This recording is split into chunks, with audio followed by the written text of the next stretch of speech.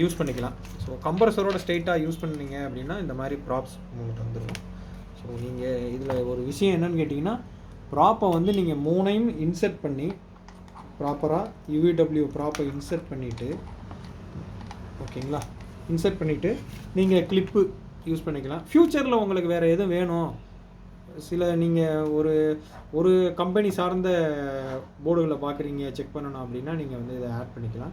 இதில் இன்னொரு முக்கியமான விஷயம் என்ன அப்படின்னு கேட்டிங்கன்னா, ஒரு நல்ல விஷயம் என்னன்னு கேட்டிங்கன்னா, இதில் ஒரு டைம் சிக்னல் வந்துச்சுன்னா இந்த லைட் வந்து எதில் சிக்னல் வந்துச்சோ, அதாவது ஒரு ப்ராப்பில் சிக்னல் வந்துச்சுன்னா நீங்கள் அந்த சிக்னல் கட் ஆகிடுச்சுனாலும் இது தொடர்ந்து எரிஞ்சிக்கிட்டே இருக்கும். நீங்களாக ரீஸ்டார்ட் பண்ணுற வரைக்கும் இந்த சிக்னல் ஆஃப் ஆகாது.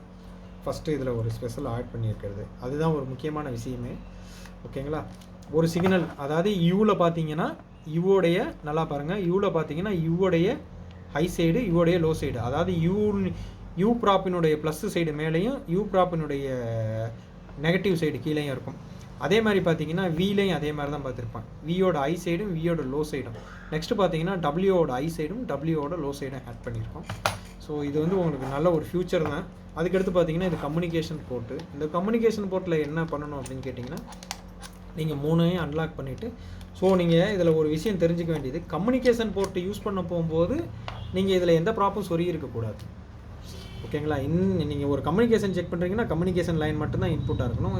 இது எதுக்குன்னா சேஃப்டி கருதி தான், வேறு ஒன்றும் கிடையாது. ஓகேங்களா, இதோட இன்ட்ரொடக்ஷன் நம்ம பார்த்தாச்சு. நெக்ஸ்ட்டு நான் உங்களுக்கு ஒரு வீடியோ ஒன்று இது எப்படி செக் பண்ணுறது அப்படிங்கிறத நான் போடுறேன்.